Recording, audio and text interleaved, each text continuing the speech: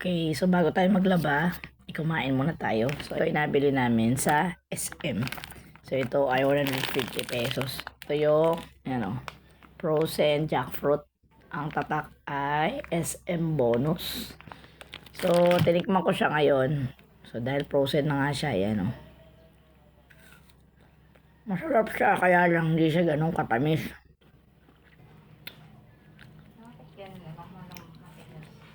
Hindi siya ganun katamis.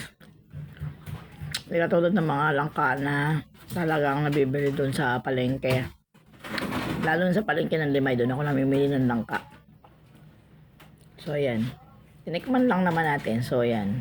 Okay naman. Kung gusto mo lang naman ng mga papapakin. At kung mahilig ka sa langka, pwede namang mamili ng ganito. Pero ang ganito karaming laman niya.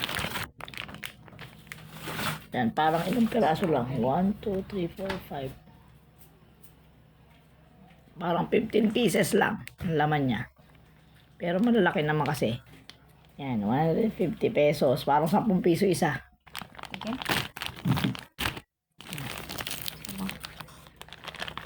Tikman mo, matamis. Okay. Ang lasa.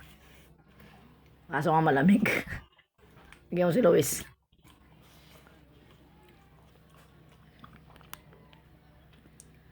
Hindi ganun katamis ano.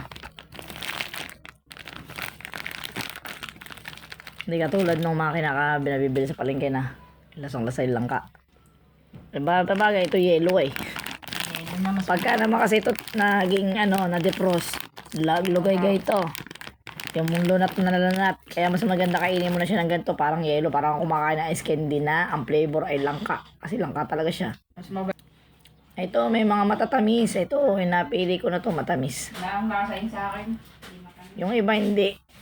Ito, yung napili ko na to. Siguro hinog na kasi to nung preserve. Ito, matamis. Meron pa akong binili nito, yung strawberry na frozen. So, titikman ko yan kapag naubos na to. Medyo mahal nga lang, no? Kasi, parang 15 peraso. 150 pesos. Sabagay, SM yun. Alam nyo na. Mahal talaga ang bilihin doon dahil yung tax nila at yung renta nila doon sa pwesto. Yan.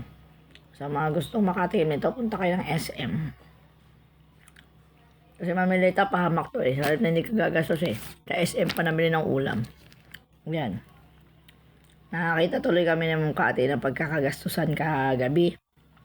Salit na ang gastos mo lang sa ulam ay yung mga ulam-ulam sa talipapa na aabot lang ng 100 plus o pinakamalaki na yung 200 pesos ay doon. Dami naming nabili kung ano-ano.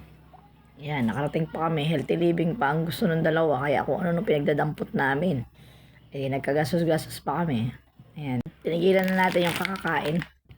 Wala na, busog na ako. So, balik ko na to sa ref. At, ayoko na.